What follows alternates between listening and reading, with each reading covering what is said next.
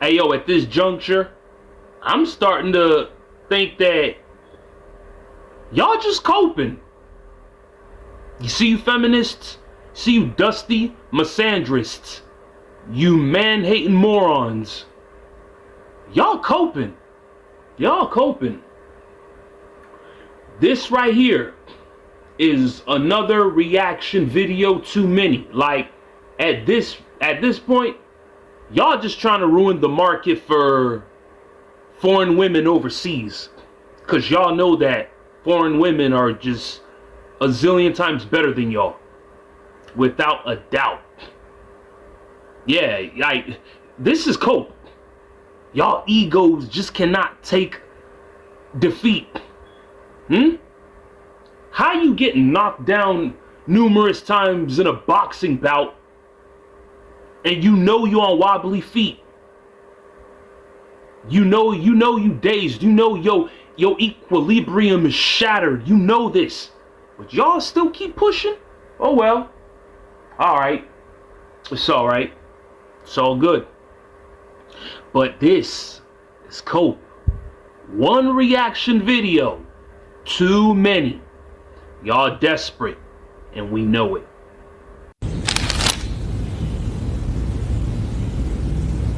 Now this looks like a job for me. I just saw this video of this passport bro who went to Kenya to try and find a wife who wasn't going to hold him to Western standards and didn't care about money. And for context, I'm half Kenyan. My mom is Kenyan. And I don't think a majority of men in the West, especially American men, realize how much easier dating is for them. Like, they have always complained about how women here expect so much. They have no idea. In Kenyan culture, at least in my tribe culture, there's an idea called a dowry. And when you get married, your husband is expected to pay dowry for you. The amount is very, very high. It's decided between the men in your family and the men in his family. And he has to pay all of it, right? And if he pays less or the amount isn't acceptable or he pays none, you guys are not married to them, technically. Like, you are not legally married. You're not viewed as married. You're not culturally married. They do not respect your man as a husband in the home. He is not the man of the household, and they will hold to that. And we are taught, like, as a Kenyan girl, I can tell you right now, I have been taught about dowry since before I could spell Kenya.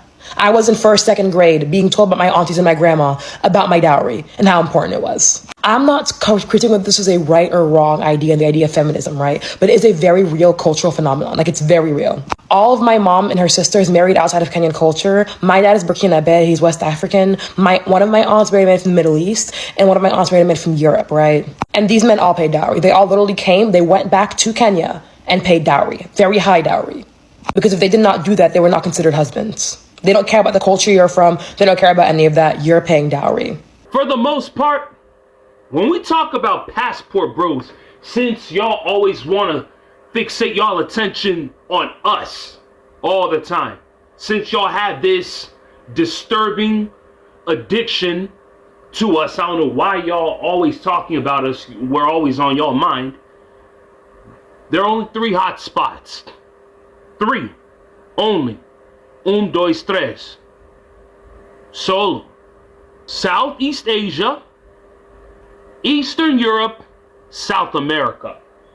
Passport bros, for the most part, are not going to Africa. Okay? A lot of y'all just come up with stories, y'all come up with fictional tales in order for y'all to prove and validate a point that was never even there. Let's be honest.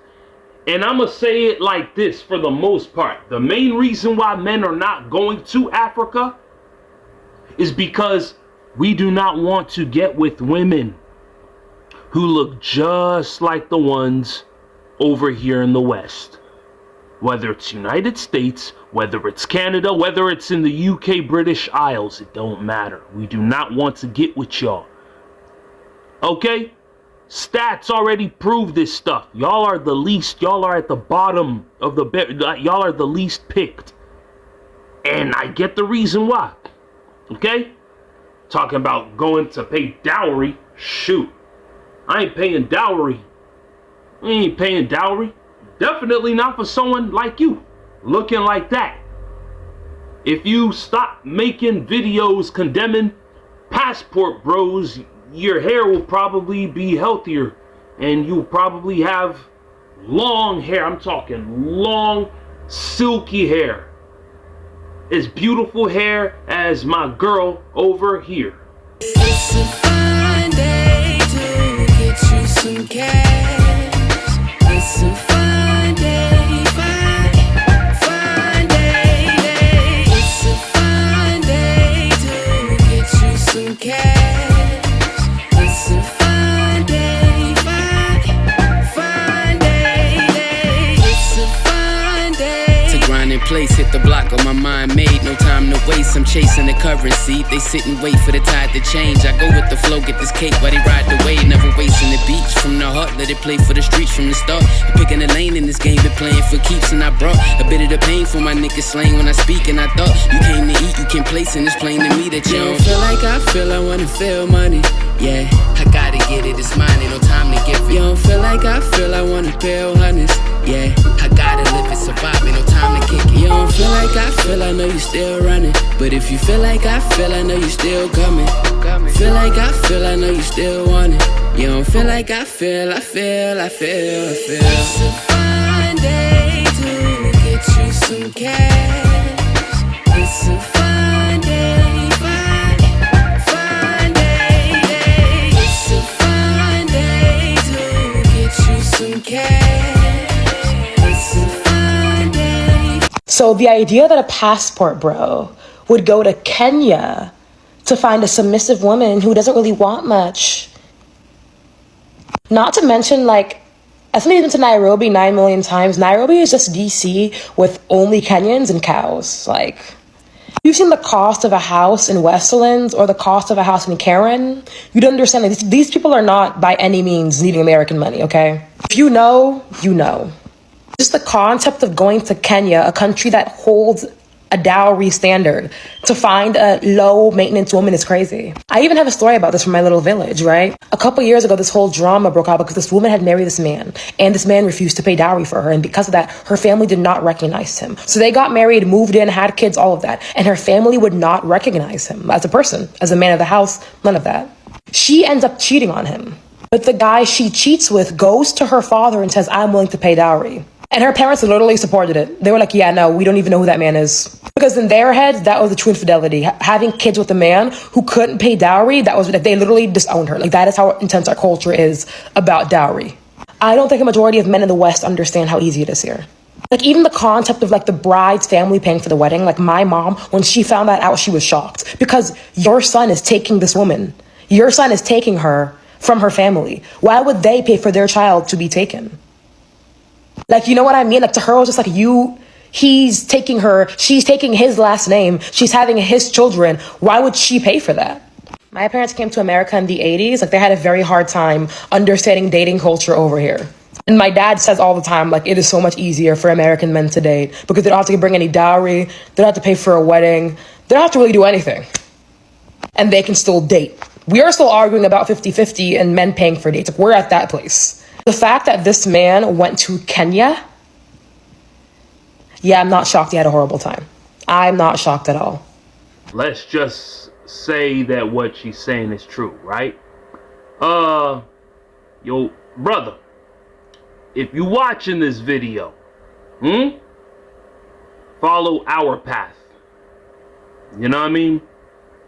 Come to South America. Why? Because in the earlier montage that I presented, yeah, there are beautiful girls like her and many more over there in Brazil. Yeah. And personally, I really don't believe. You know, a lot of these man-hating misandrists just come up with Bandulu stories just to prove a point that ain't even there, to validate their self-delusions. Passport bros, for the most part, are not going to Africa. It is what it is. Y'all don't even respect y'all men over there in Africa. That's another part. And number two, I heard you say culture. Excuse me, Baldy, the Kenyan Krillin. There ain't no such thing as culture in Africa. What y'all got? Traditions. That's what y'all got. Traditions. There are traditions in Africa. It ain't no culture in Africa. It's called traditions. They're two different things. Do your research. And yeah. And the more you start speaking the truth, yeah, maybe your hair could grow back. All bald and shiny like a bouncer at a club, that is not sexy. And if you need help, well, yeah, you can have this. This. Hair chews, hair growth accelerators, hair chews and that. Y'all, you could use this. Twice a day. Yeah. You cannot be making videos disparaging passport bros looking like you just stayed 10 minutes inside of a burning building and decided to run out. Yeah. Yo, fellas. Stay strong, hold the line. Shout out to my passport bros out there. You already know. Para ti, bienvenido. Saludable. Fruta saludable, lo más pollo, lo más pizza.